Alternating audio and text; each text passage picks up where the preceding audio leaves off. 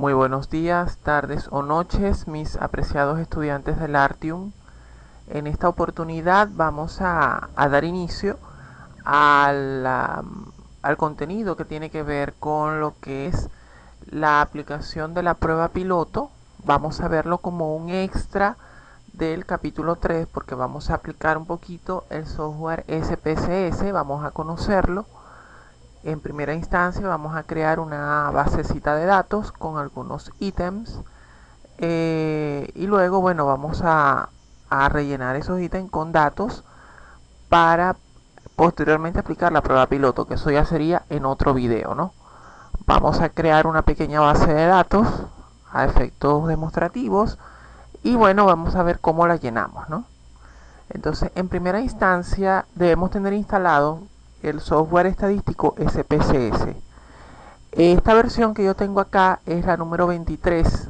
Sin embargo, debo hacer notar que he trabajado con versiones desde la 12 y son bastante similares, ¿no? Sin embargo, bueno, puede haber alguna variación en cuanto al manejo de algunas estructuras o algunas rutas de comandos. Pues, son comandos, no, ojo, no son comandos tecleados, sino por menú, ¿ok? Entonces vamos en primera instancia a dar un vistazo a qué nos ofrece el SPSS y luego posteriormente vamos a hacer otro video donde vamos a crear una base de datos para aplicarle prueba de confiabilidad. Bien, aquí tenemos la pantalla principal, vemos que es básicamente como si fuera una hoja de Excel con por supuesto muchas variaciones. Nosotros vamos a irnos al grano y vamos a hacer clic en esta pestaña que dice vista de variables. La vista de variables es el punto de partida de SPSS porque es allí donde vamos a crear nuestras variables. ¿Quiénes son nuestras variables? Todos esos ítems que nosotros vamos a capturar desde el punto de vista de la recolección de datos. Cada ítem se va a convertir en una variable para nosotros, pero tenemos que definir esa variable, definir ese ítem en nuestro instrumento. Entonces vamos a suponer que vamos a crear el ítem número 1, ¿ok? Vamos a darle un nombre. Los nombres no deben tener espacios en blanco. Si nos ponemos a fijar un poquito, si intentamos darle un espacio, nos va a dar un error, ¿ok? No pueden tener espacios en blanco, caracteres especiales o cosas por el estilo. En primer lugar, vamos a establecer que en función del tipo de escala que vayamos a utilizar o en función de cómo codifiquemos los datos, vamos a definir el tipo de datos. En este caso, lo más común para nosotros es que utilicemos una escala de tipo Likert o una escala dicotómica donde digamos, perfecto, bueno, del 1 al 5, donde 1 sea nunca, 2 es casi nunca, 3 a veces, 4 casi siempre y 5 siempre. Puede suceder que de alguna manera podamos usar cuatro valores, ¿ok? 4 valores, 3 valores, pero yo siempre recomiendo que uno tenga un valor para lo que es el nunca o totalmente en desacuerdo o digamos el menor valor que pueda tener la escala. Entonces vamos a dejarla como numérico. El ancho de la variable, bueno, si él coloca 8, no veo problema, puede ser menos porque finalmente lo que va a almacenar es un solo numerito. En decimales podríamos dejarlo en 0 porque nos interesa el número entero. Ahora, donde por ejemplo se defina una variable que va a obtener un promedio de algo que puede suceder, allí sí sería interesante dejarle por lo menos 2 caracteres como decimales o dos posiciones decimales. En etiqueta sí vamos a colocar la descripción, puede ser completa o por lo menos una referencia a lo que almacene ese ítem, esa variable. Entonces puede ser que para efectos de presentación de nuestros resultados, de nuestro cuadro, nos interese saber a qué indicador haga referencia a ese ítem o de pronto qué es lo que estamos midiendo en ese ítem. Podemos colocar, en este caso si el ítem mide el indicador estrategias expositivas, podemos colocar en etiqueta una leyenda descriptiva que sea algo así como estrategias expositivas. Podemos abreviar un poquito. Aquí podemos colocar espacios en blanco. Ok, porque esto es presentación. Esto es como el SPSS nos va a presentar.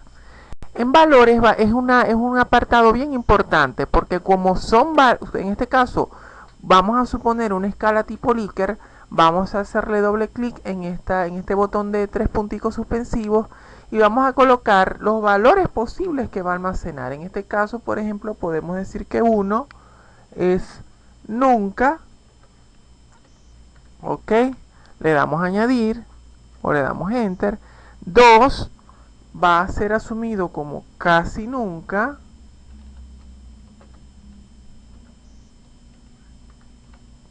Ok, en 3 vamos a asumirlo como a veces.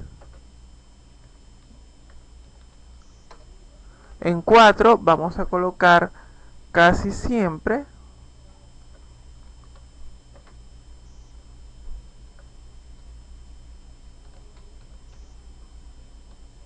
Y en 5 vamos a colocar siempre. Entonces fíjense cómo ya creamos nuestra escala y también esto es clave porque esto nos denota un tipo de medición ordinal. Si recordamos un poquito la presentación pasada, recordemos que teníamos nominales, teníamos los ordinales, que son es precisamente estos que denotan orden, los interrazón, ¿ok? Entonces en perdidos lo vamos a dejar sin tratamiento por el momento. En columnas, bueno, este es un espaciado que él toma por defecto para, digamos, el ancho de columna. Y en alineación podemos colocar izquierda, centrado, derecho. Particularmente, para mí en este momento es indiferente. Ahora, esta parte sí es importante porque esto nos va a determinar el tipo de medida que vamos a utilizar. En este caso, fijémonos que tenemos el nominal, como ya lo habíamos hablado en presentaciones anteriores, aquellos valores que se denotan con un nombre, el sexo, por ejemplo, masculino, femenino, entre otros. El ordinal, que es el que vamos a asumir en este momento, porque recordemos que el tipo de escala que acabamos de definir denota un orden, o sea, nunca es el menor valor, siempre es el mayor valor y así sucesivamente. Y en escala, bueno, vamos a dejarlo para aquellos casos donde sean medidas de tipo intervalo o razón. Aquí no hay, aquí él lo toma como una medida de tipo escala. Entonces, por ejemplo, un promedio, si vamos a utilizar una variable para guardar un promedio que tiene valores decimales, es una escala, ¿ok? Entonces vamos a seleccionar ordinal. Y en rol no lo tocamos porque estos son variables de tipo de entrada para introducir datos. Bien, tendríamos que crear, de acuerdo al número de ítem que tenga nuestro instrumento, un conjunto de variables, digamos, en función de cada ítem, una variable. Pero en este caso podemos tomar un método abreviado seleccionando, aquí haciendo clic sobre la columna, sobre la fila, disculpen, y dando botón derecho, vamos a decirle copiar, luego vamos a hacer clic en la fila de abajo y le decimos pegar variables. Aquí fíjense, y aquí nos va a aparecer un cuadrito. Entonces vamos a suponer que nuestro ítem, nuestro instrumento, disculpen, tiene 20 ítems. Vamos a dar un número pequeño, o vamos a hacerlo con 10 ítems. Vamos a suponer que vamos a hacer el instrumento con 10 ítems. Ya creamos, por supuesto, el primer ítem. ¿Cuántas variables nos faltarían para completar esos 10 ítems? Faltarían 9. Por supuesto, 9 contando ya el que está definido. Nombres de variables nuevas. Sencillamente colocamos ítem, quitamos ese 1 que está allí y aquí, en este segundo cuadrito, vamos a colocar el número correlativo que va a ir asumiendo el número de ítem. Entonces podemos, como ya definimos el ítem número 1, vamos a ir definiendo a partir del ítem número 2. Y luego le damos a aceptar. Fíjense cómo ya se crearon todos los 10 ítems de nuestro instrumento con todos los atributos. Por supuesto, aquí tendríamos que cambiarle nuestra etiqueta en función de lo que nosotros decidamos que diga, digamos, a efectos de mostrar los resultados en cuanto a cuadros. Ya lo vamos a ver cuando nos toque ver digamos, la generación de resultados.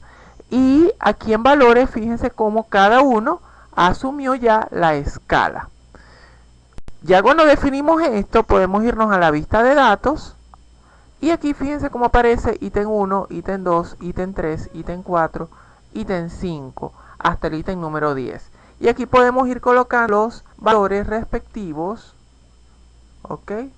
Que, por ejemplo, tuvo para las observaciones. Vamos a suponer que hubo 5 sujetos. Bueno, podemos ir colocando los valores y así sucesivamente. Es conveniente que sepan que cuando ustedes ven estos punticos que se ven acá, unos puntos, digamos, en la celda o en esa casilla donde va el valor, quiere decir que debería ir algo porque la variable está definida.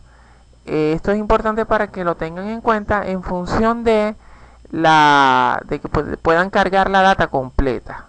Aquí tenemos un botón que, si le damos, cambia, por supuesto, entre etiquetas y valores numéricos. A veces es importante, cuando nosotros introducimos los valores, no codificamos, sino que le decimos directamente qué valor, digamos, cualitativamente tuvo esa observación para ese sujeto. Entonces podemos decirle nunca, siempre. Particularmente a mí me gusta más, yo en lo personal trabajo con los numeritos. Entonces nos cambiamos entre la leyenda de las etiquetas de valor y los números con el mismo botón. ¿Cómo guardamos nuestro trabajo? Para que lo vamos sabiendo de una vez. Nos venimos acá en archivo, guardar como, o guardar en este caso si es la primera vez que guardamos, ¿no? Guardar como. Y aquí nos muestra un cuadro de diálogo, por supuesto. Vamos a suponer que creamos una carpeta y aquí le decimos crear nueva carpeta y yo le voy a decir, le voy a dar un nombre. Ya aquí tenemos la carpeta creada con su nombre por defecto y le decimos, lo voy a guardar como Artium, ok. Le damos enter o doble clic y aquí le damos un nombre descriptivo. Podemos decirle primera clase,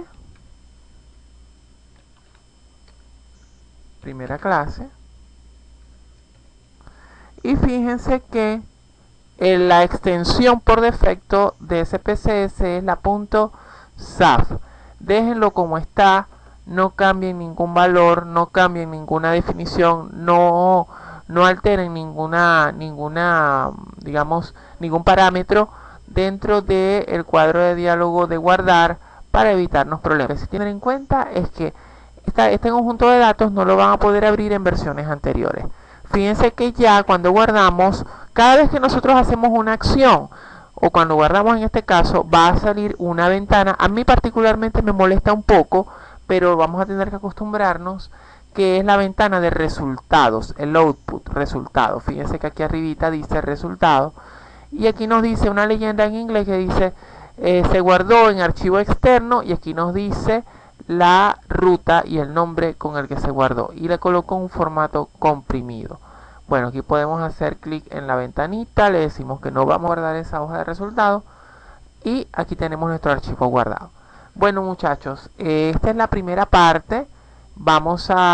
Luego en el segundo video vamos a crear ya una base de datos de instrumento, tipo instrumento, con datos para aplicarle prueba piloto. Nos interesa conocer, bueno, rellenar esa hoja con los datos que provienen de una prueba piloto y aplicar la prueba de confiabilidad para que vean cómo funciona y sé que les va a gustar mucho.